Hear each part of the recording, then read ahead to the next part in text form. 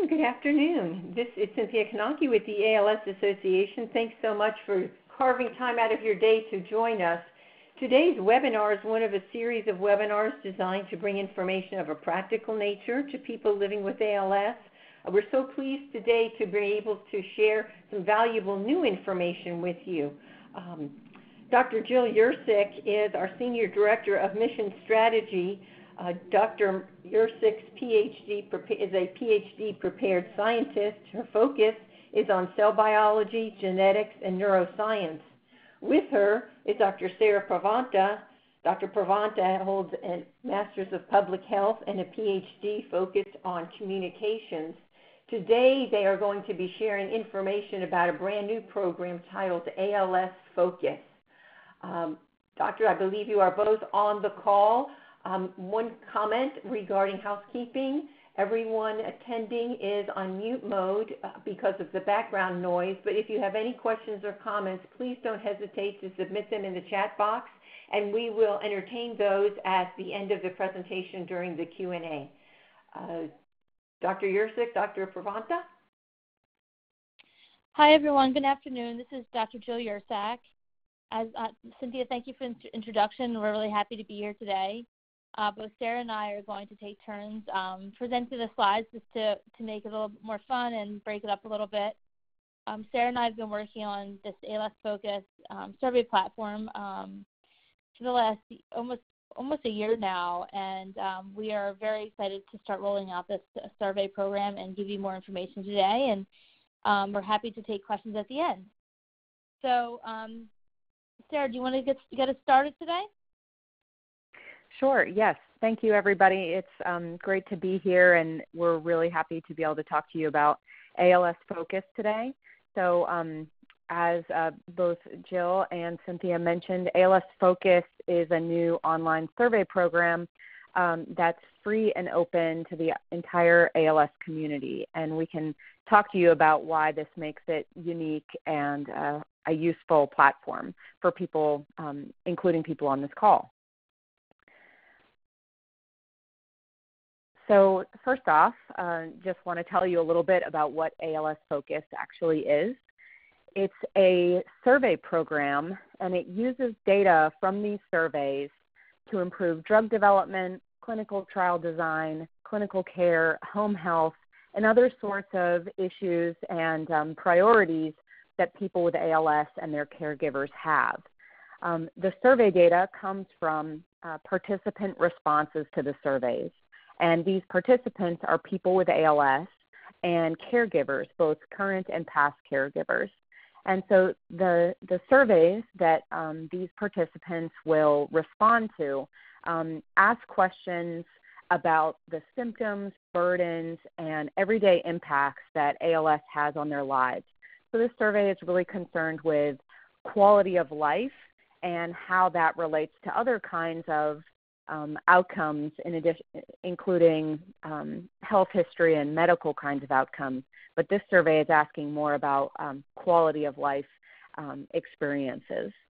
And the survey itself is housed in an online portal so that people can complete the survey online, and that way it can have a lot of reach across the United States.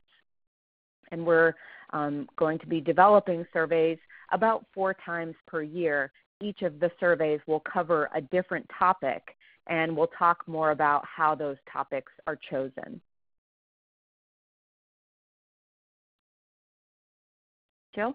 Thanks, Sarah.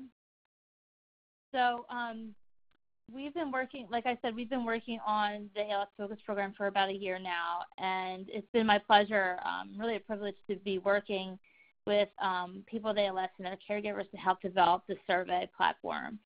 On the slide are chairs of our Patient Caregiver Advisory Committee who've been step-by-step helping me and Sarah really design the survey, pick the survey topics. They're involved in testing, and just really every step of the way they've been involved. And their feedback has been instrumental to really move this program forward.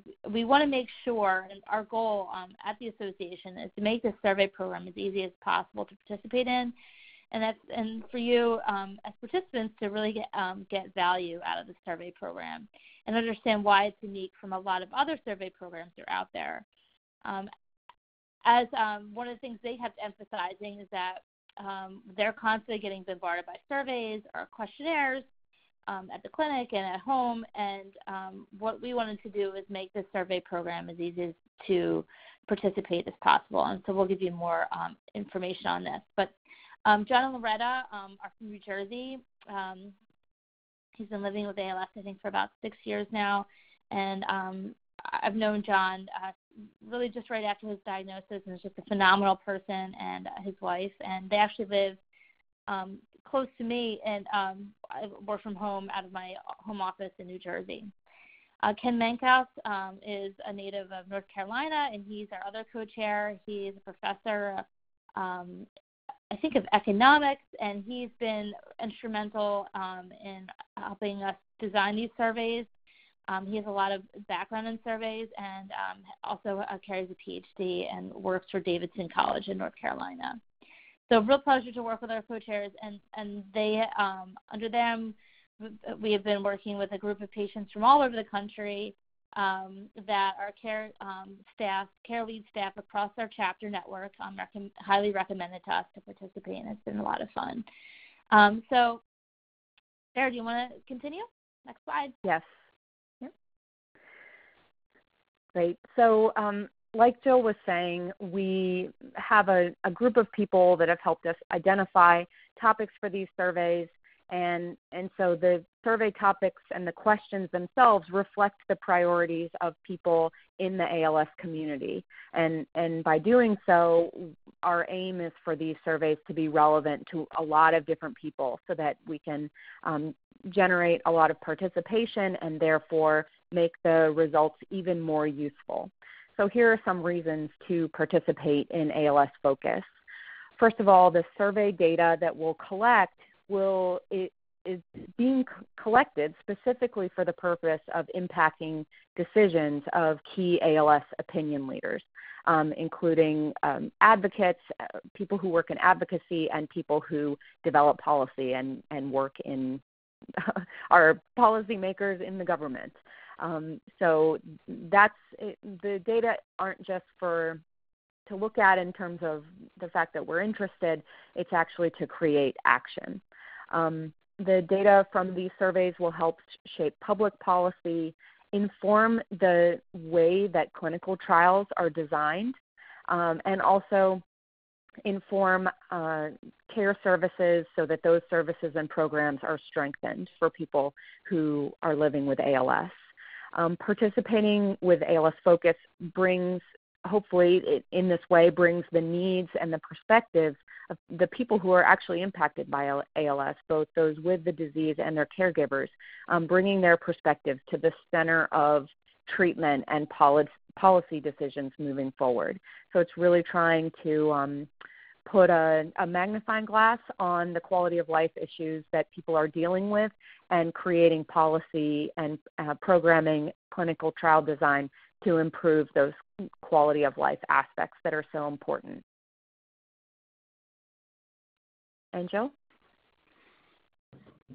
So like Sarah said, in order to make a difference and to make changes, people need data, right? We need data to, even if things are intuitive about the everyday burdens of people with ALS and their challenges, people need, like policymakers in the government or people who run these big programs need to see data that show that there is a burden there that has statistical significance and have been run through a large group of people. So that's really a huge purpose of ALS Focus. And so, that really lends to show that there is a current gap in research and experiences of views and preferences and their needs and understand the quality of life of people with ALS and their caregivers, even though we see people with ALS every day through our clinics and through our care leads across the country. We need that data. There's a lack of data to actually show that there is a need in specific areas. So what sets us apart from all other surveys out there that I can tell is that all the data that we collect will be open and free to the entire ALS community and researchers all over the world. What that means is we're not selling patient or caregiver data to industry partners. We're not selling it to anybody. After a short embargo period where we do an internal analysis, all data will be stored on our data platform, which is called Neurobank, which is stored with our really great partners at Mass General Hospital. And once it's cleaned, the data will be cleaned. Any researcher or any person, for that matter, can go into Neurobank and get the raw data to then do their own analyses. And we're hoping that people do that, and there's a huge need. So we're hoping to really create a really robust data set. What's really interesting and I'm excited about is that based on your demographic information that people fill out, we can look at results by the first 3 digits of your zip code. So we don't know where you live, but we have an idea the region where you live, and we can understand specific needs and burdens in different regions of the country. That's really important, really, for our chapters across the country who are really in the front lines serving people with ALS and caregivers, so they can have an idea of in their region what are the challenges in their region, and how can they start addressing those challenges to meet the needs of the people in their area. What's really cool about this survey, and we're really proud about the ALS Association, is not only that the data is free and open to the ALS community, but we're able to really link survey data with other data that we've collected over the years and other ALS research studies through the use of a thing called a global unique identifier. And the global unique identifier is kind of like this really long numerical string that is connected only to you, and it makes your data de-identified and safe. And so a few other studies, really big studies, have been using this global unique identifier that was really developed by, again, our partners at Mass General Hospital, at NCRI, and at Neurobank. And some examples of some other data sets it's been using are the National ALS Registry. Many clinical trials in the Northeast ALS Consortium Network, or the NEALS network, use the global unique identifier. So a lot of the studies that come out of Mass General are using the GUID, and also natural history studies across the country that track people over time. And even some of those big precision medicine programs that you hear about you've probably participated in, where researchers are collecting DNA to do large genome sequencing studies to identify new genes, which then identify new therapeutic targets. And genome sequencing is really just a way to sequence or read your whole genome in your body. So we're really excited about this functionality, and we're really proud of it. And our leadership here at the ALS Association and I are always talking to precision medicine programs and other research studies across the country to encourage them to use this GUID so we can continue to combine data instead of just keeping it in one area where no one else can access it. So what we're also happy about is that the participants can really use this. Hopefully, will enjoy taking surveys, because once they're done, after the survey closes, participants will be able to check your results in comparison to other people's once the survey closes. And personally, and I think Sarah we've talked about this, agreed, is that it's more fun to take a survey and then see your results versus someone else's than just taking a survey and then not knowing what the results are. Once the results are compiled, we will be putting out reports on our ALS Association blog, and we've also created a website for ALS Focus that posts results. So you can check back to understand what data we've been able to collect from people all across the country on different topics, and Sarah will talk more about this. Mm-hmm. And really, this is just an opportunity to participate in research. We know that clinical trials are difficult to get into for various reasons, which I don't want to get into today, but I think most of you know how difficult that can be. So this is a way to still participate in research and make a difference. and help researchers really understand the burdens and the challenges people with ALS have every day and their caregivers. Okay, next slide. Yep. Great. So Jill talked about this a little bit. Just to provide some more clarity about how ALS Focus compares and differs to other surveys that are out there, because many people have taken online surveys before, and so maybe the question will come up of why is this ALS Focus survey different from other surveys I've participated in, and will participating in Focus provide new information, or is it going to be redundant? And so I think that we want to clarify that ALS Focus is something very new and very different from the other survey programs that are out there. We have the National ALS Registry, and this registry collects information on people's ALS history and looks for changes in disease patterns over time. So it's more focused on the number of cases of ALS, where those are, and what the changes are across the disease spectrum, as opposed to focusing on quality of life as a really important outcome and experience that we need to prioritize for people with ALS and caregivers. So the registry is covering a very important topic in terms of looking at ALS history and natural history, but the focus is also focusing on something new, which is quality of life outcomes. There are natural history studies as well, and these studies, as well as the ALS registry, they use the global unique identifiers that Jill referred to as GUIDs.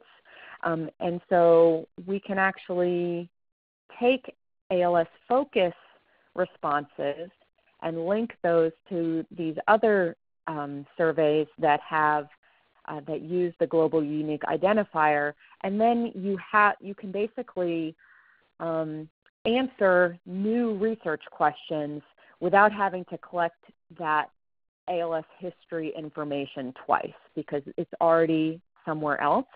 And so in a way, this might reduce the number of surveys that people need to answer over time, or the redundant information. It can help to reduce that. ALS Focus is also different than some of the commercial ALS surveys that are out there, in that the data that come from ALS Focus are free and open to the entire community, whereas in commercial surveys, the data are proprietary, where someone needs to pay to use those data or isn't able to use those data at all. So Focus data we aren't keeping for ourselves. We're going to make that open to the community so everyone can benefit from it. And then I want to also talk about the first survey topics for ALS Focus. As I mentioned, we're going to be creating new surveys about 4 times a year on different topics, and we're about to launch the first survey for ALS Focus within the next week or so.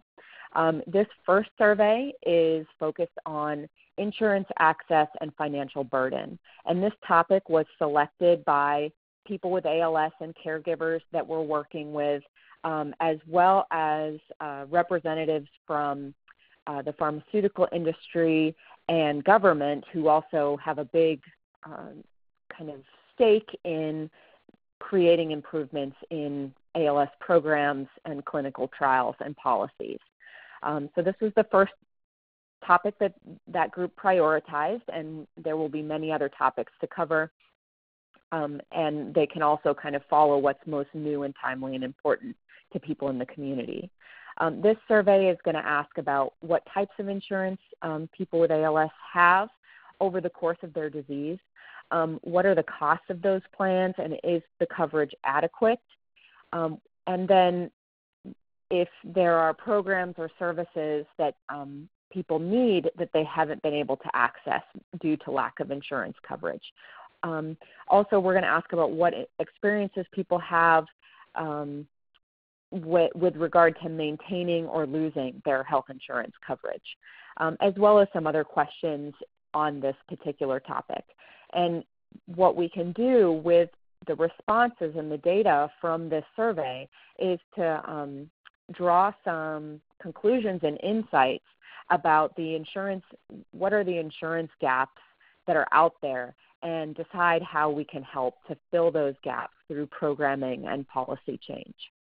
So as Jill mentioned, the data from these surveys will be a good kind of concrete evidence base when talking to advocacy groups, people who provide care, and policymakers to say this is what the data say, and it's reflecting the responses from a lot of different people who are dealing with these issues. So this is the type of data we should pay attention to.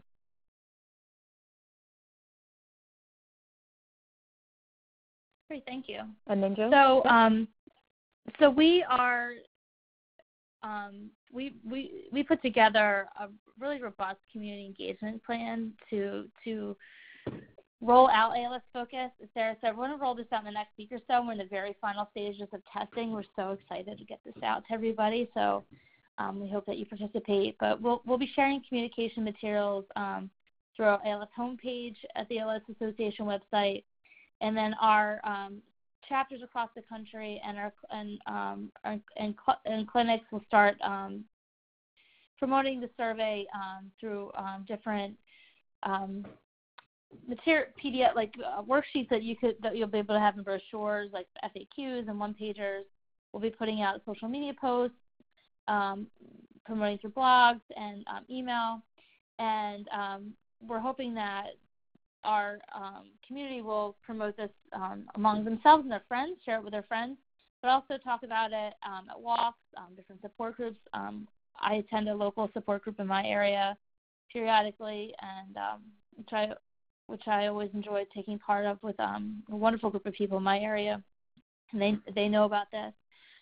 Clinics, symposiums, conferences, we'll be talking about these results at different conferences.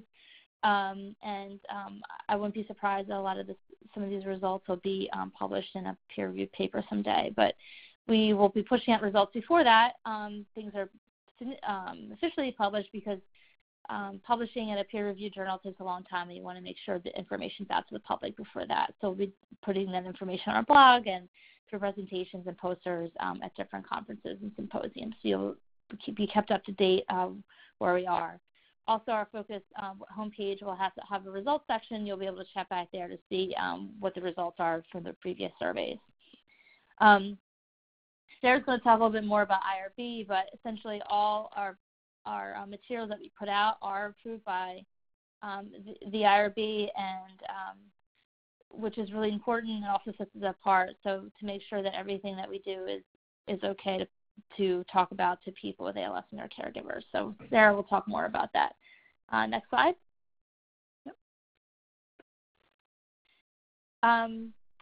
So I have something to contribute here, and then I'd love Sarah to take over too. But to speak for myself, we're so excited, and your participation is so important. We can't get enough data if you don't have high participation, and we can't make a difference unless people participate. And so, like I said, we need numbers and actual data to make a difference. So spreading the word is really important. And we really feel that the information from the surveys will really amplify the understanding of the needs and the preferences and the opinions of people and their caregivers to really make informed decisions on how to move to improve quality of life for people with ALS through establishing new programs and hopefully even changing policy. So Sarah, do you want to continue? Yes. So I think also just tied to this, all of the communication materials, and I'll go back to that slide, these materials that Jill mentioned, we're making these available so that it is easy to tell someone else about the program and provide them with accurate information, because we want everyone who comes in and participates to have a good sense for what this program is, how the data will be used, excuse me, how their privacy will be protected, and then what we'll do with the results. And that's why we submitted this study to an institutional review board that basically makes a determination about whether or not this type of survey presents undue burden or risk to the people that we want to field the survey with. And we received an approval from the institutional review board. So it's kind of a reassurance that the questions we're going to be asking and the mode in which we're going to be asking those questions isn't going to create some sort of harm for the people who are participating. So I encourage anyone who wants to talk to their friends or other people in their community about this. These materials will be posted in tandem with the ALS Focus, the first launch of the first survey, and so all of these will be available for people to use and have access to. As I was just mentioning. Yep. Okay, great. Yeah, thanks. Sorry, I probably shouldn't have gone backwards because we have it here as well. So I guess another reason that we encourage people to use the communication materials that we posted is because those materials they do have IRB approval, and so they're just like the most accurate set of information, and so just an extra reason to take advantage of those being available. The best place to point people to and to participate yourselves, the best starting point is the ALS Focus webpage that will be launched in the next week or so in tandem with the first survey.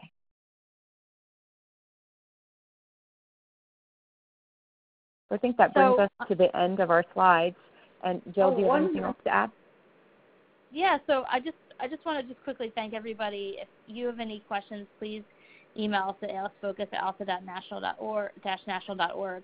It's always a pleasure to talk to you. We knew that this would be a shorter webinar than usual, but we wanted to be short and sweet and really understand what we're doing. We've been up to the last year or so at the ALS Association working on this program. It's been a pleasure to work with people with ALS and their caregivers on this, and then also I was able to hire Sarah, who's also a speaker with me today, who's been a rock star. So it's been really great working with everyone, and we really hope you participate. But, Cynthia, we're happy to answer questions if you have any. If there aren't any.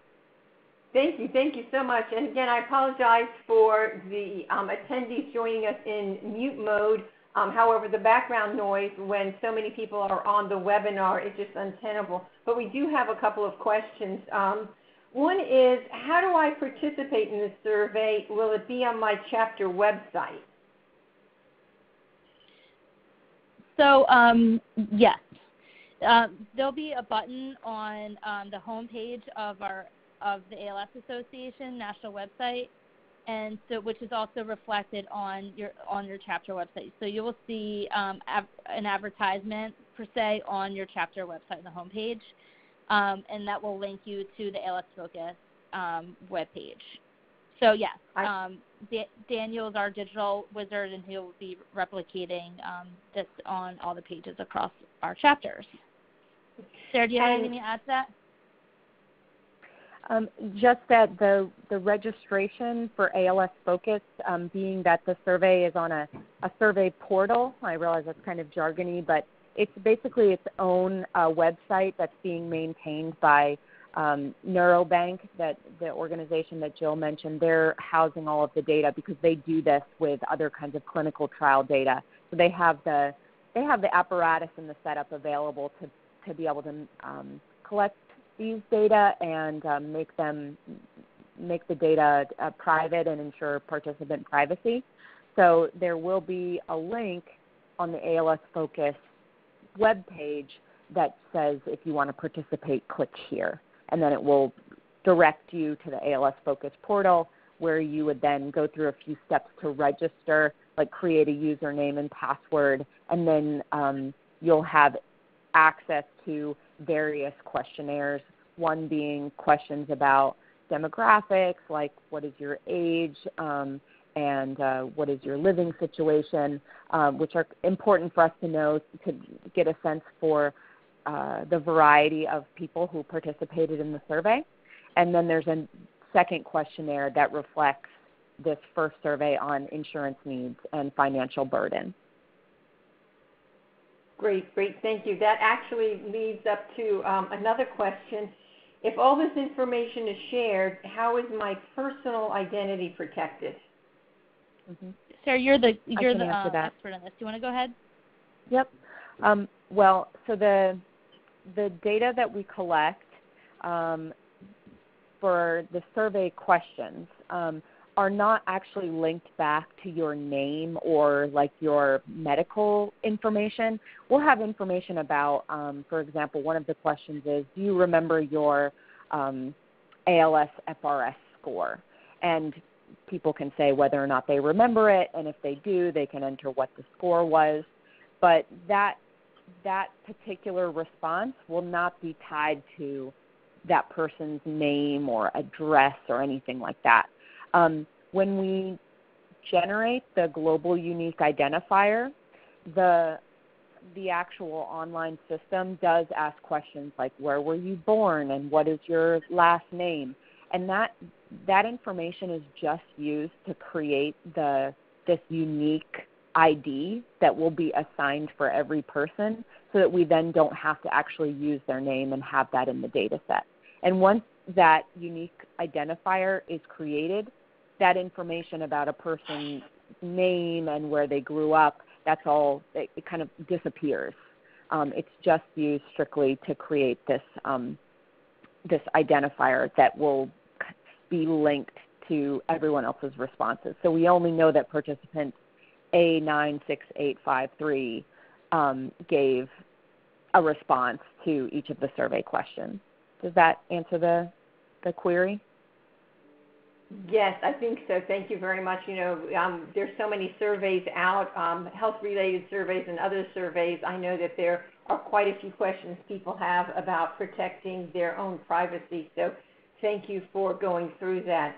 And another question and can I just add to Sarah, like, just for added comfort, Sarah and the team at Neurobank have done this in the past. They're really good.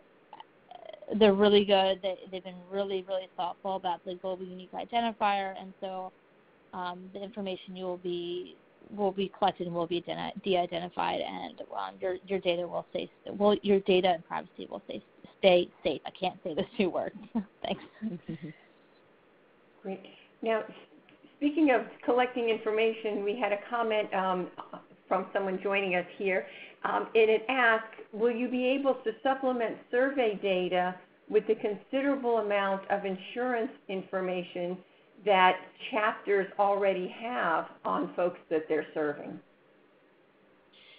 So that's a great question. That's our hope, So once we get the survey back, we can sort the data by region, and then that data can then be given to our chapters who want that information to then take that information and combine it with all the information they already have in their area. So we're really hoping that this will add to the information they have locally to really make a difference, to understand what are the insurance gaps and what are the needs, what services or equipment are not being covered in their area, and then we can try to figure out also on a local level how we can make things better for people with ALS and their families. So yes, that data will be available to all the chapters, and they'll be able to take that and run with it. And I'm really excited to see what everyone comes up with. This is a collaborative effort that the chapters are well aware of, and through the chapter executive, the communications, the care services people. So everyone has been in lockstep of how this is going to work and its capabilities. So very excited to see what comes out of this first survey. Jill, I'll also just add that just in case, I think you answered the question that the caller has, but just in case the question is, will chapters be able to see the survey responses for individual participants and link that up with their insurance? At this point, unless the chapters at some point in the future start somehow storing their data through a global unique identifier, we wouldn't be able to link up individual responses, but you can look at the information overall, and that's what Jill was talking about, where we're going to, one of the questions asks for the first 3 digits of someone's zip code. And so then we don't know exactly where they live, but we know what region. And so we would know what the average scores and responses were related to insurance needs and financial burden in a particular region. And then a chapter can use that and look at their own insurance information and see how everything is lining up and, kind of identify gaps and needs based on that. Thank you, Sarah. It's a great distinction. I see, and I think that was clarifying one of the huge features of the ALS Focus program is that it is an IRB approved program. So can you tell us just one more time why it's important for a survey or a research program to have IRB review and support? Yes, that's a great question as a researcher, one that I value too. So IRB it's a reviewing body that is there to ensure participants aren't put at risk. And at undue risk, or in the cases of social science kinds of surveys like this one, aren't put at risk at all. And so risks are things like the questions make people really uncomfortable for one reason or another, or that they're, as people have been asking about importantly, that their privacy of their information isn't somehow at risk in a way that would harm them. So when you have an institutional review board, it's people with law degrees, and they review a lot of different studies, and they're able to say, in this case of this study, this study is presenting very low risk to participants. We're not collecting samples. We're not collecting personal information. And so basically, and also the survey questions themselves aren't designed in a way to make people uncomfortable. And so they basically said, yeah, you can proceed as is. We need to see all of your documentation as you go along. And if at some point we think there's a red flag, we're going to let you know. But thus far, everything has been totally fine, and we're giving them all of the survey questions and everything like that. So, and I think I'll also say that published research, I guess I'm safe in saying, pretty much always has to have been reviewed by an institutional review board if that research is based on data from what they call human subjects, participants, people. So if a survey doesn't have IRB approval, that means that it can't be published and shared in a way that helps to enrich knowledge across the community. It can be proprietary and commercial in some ways, but it's not one that will be utilized by researchers in the way that IRB-approved research is able to do. And we've been extremely thorough. Even this presentation was IRB approved, right, Sarah? Yes, it was. Great. Thank you so much. Another question here, based on some of the information you shared earlier, can the patient and their caregiver both participate and answer surveys individually? Yes, I can answer that question. That's a great question, and I'm so glad that you asked it because it means we're putting together this portal correctly. So how the portal is currently designed is that each kind of family or household can have one account, and it can have multiple members. And so those members can be a person with ALS, a caregiver, and those are the two groups that we're currently including in the eligible sample for this survey. So, and if someone has multiple caregivers, there can be multiple different caregiver members on an account. So so there's no need. I don't think it's actually a problem if a caregiver wants to have their own individual account and a person with ALS wants to have their own individual account.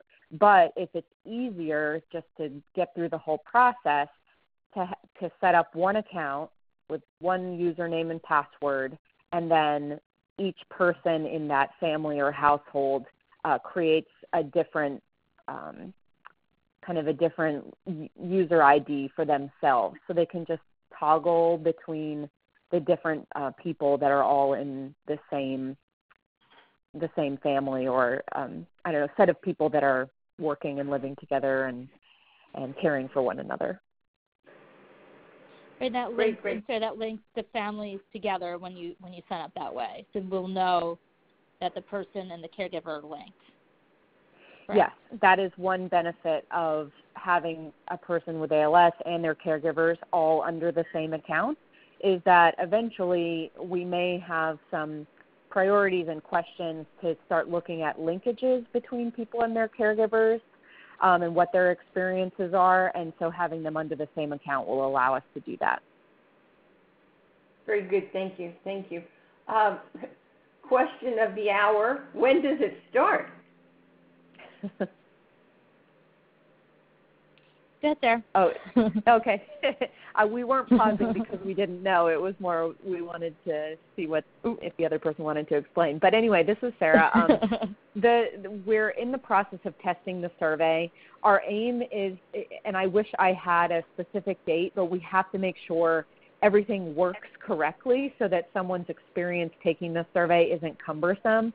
And so I guess ideally I would say within the next week, or either the end of this week or next week. If for some reason there are kind of functionality issues with the survey portal, it would take longer. But basically once we launch the survey, there will be a lot of information being disseminated through an e-newsletter, through the ALS Association. It will be posted on the CDC National ALS Registry, email listserv. Social media posts will go out. So if you're connected to those different outlets, you're going to see information about it. I wish I could say the survey is ready to go and we're launching at the end of the week. But as these things go with lots of survey research, we have to do testing with members of the community to make sure that it's working right. Sorry, I can't give a more definitive date. I wish I could.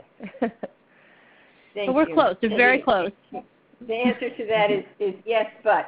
So another question. You mentioned earlier that there will be multiple surveys. I believe you said there may be up to 4 surveys a year.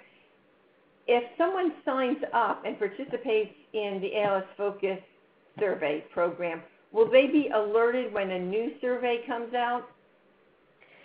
Yes, and I actually will need to consult with our survey hosts at Mass General Hospital to get a better sense for how that alert system will work. But my understanding is that it will be an email, because when someone registers for ALS Focus, their user ID is their email address. And so basically when a new survey is available, it will generate an email and send out and say a new survey is available, log into your ALS Focus account to respond to this survey. Excellent. Okay, something along those lines. Yes. Well, I know this is a brand new program really built on a strong foundation in order to move the needle forward with respect to the information and, as Dr. Yersick said, the data that needs to be collected in order to provide more optimal outcomes for people. So thank you so much for sharing the overview of your new program. Our attendees are still unmuted, but are there any other questions or comments? Please submit those in the chat box. We've had some great questions and really hit on quite a few of the highlights that you already shared with us.